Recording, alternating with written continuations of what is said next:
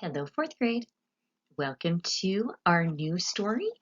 This is Charlie and the Chocolate Factory by Roald Dahl. Now, I know his first name is said several different ways. It's an interesting first name.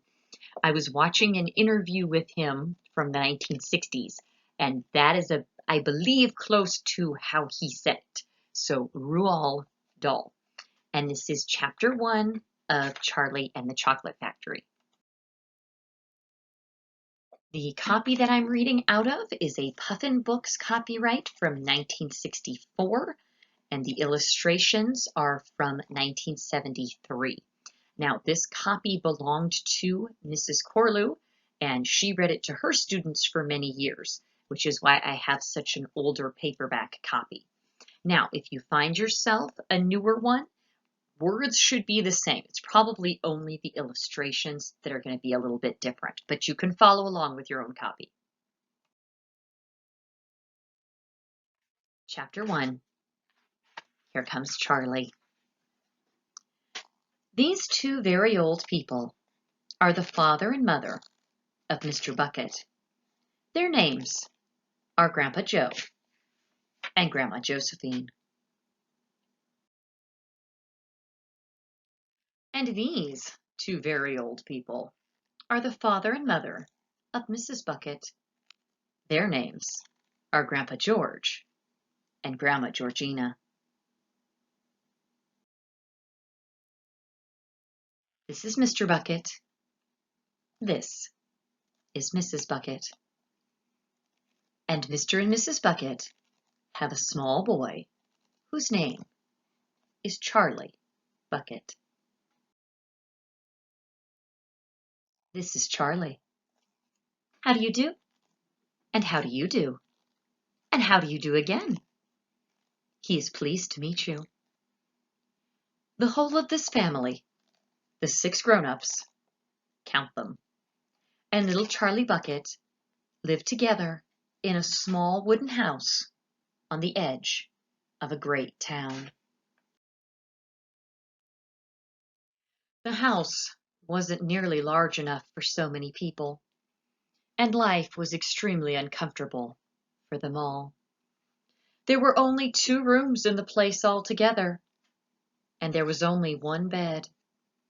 The bed was given to the 4 old grandparents because they were so old and tired.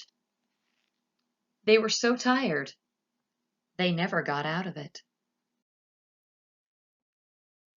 Grandpa Joe and Grandma Josephine on this side, and Grandpa George and Grandma Georgina on this side. Mr. and Mrs. Bucket and little Charlie Bucket slept in the other room, upon mattresses on the floor. In the summertime it wasn't too bad, but in the winter, freezing cold drafts blew across the floor all night long. It was awful. There wasn't any question of them being able to buy a better house, or even one more bed to sleep in. They were far too poor for that. Mr. Bucket was the only person in the family with a job. He worked in a toothpaste factory, where he sat all day long on a bench and screwed the little caps onto the tops of the tubes of toothpaste after the tubes had been filled. But a toothpaste cap screwer is never paid very much money, and poor Mr. Bucket, however hard he worked and however fast he screwed on the caps, was never able to make enough to buy 1/2 of the things that so large a family needed. There wasn't even enough money to buy proper food for them all. The only meals they could afford were bread and margarine for breakfast, boiled potatoes and cabbage for lunch, and cabbage soup for dinner. Sundays were a bit better. They all looked forward to Sundays, because then, although they had exactly the same, everyone was allowed a second helping. The Buckets, of course, didn't starve, but every one of them, the 2 old grandfathers, the 2 old grandmothers, Charlie's father, Charlie's mother, and especially little Charlie himself, went about from morning till night with that horrible empty feeling in their tummies. Charlie felt it worst of all, and although his father and mother often went without their own share of lunch or supper so that they could give it to him, it still wasn't nearly enough for a growing boy. He desperately wanted something more filling and satisfying than cabbage and cabbage soup. The thing he longed for more than anything else was chocolate. Walking to school in the mornings, Charlie could see great slabs of chocolate piled up high in the shop windows, and he would stop and stare and press his nose against the glass, his mouth watering like mad.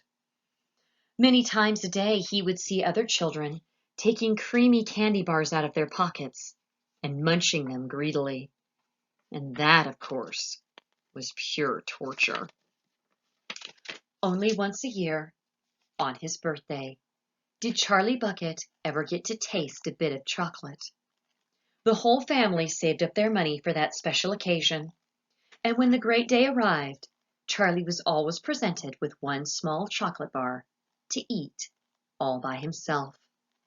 And each time he received it, on those marvelous birthday mornings, he would place it carefully in a small wooden box that he owned, and treasure it as though it were a bar of solid gold.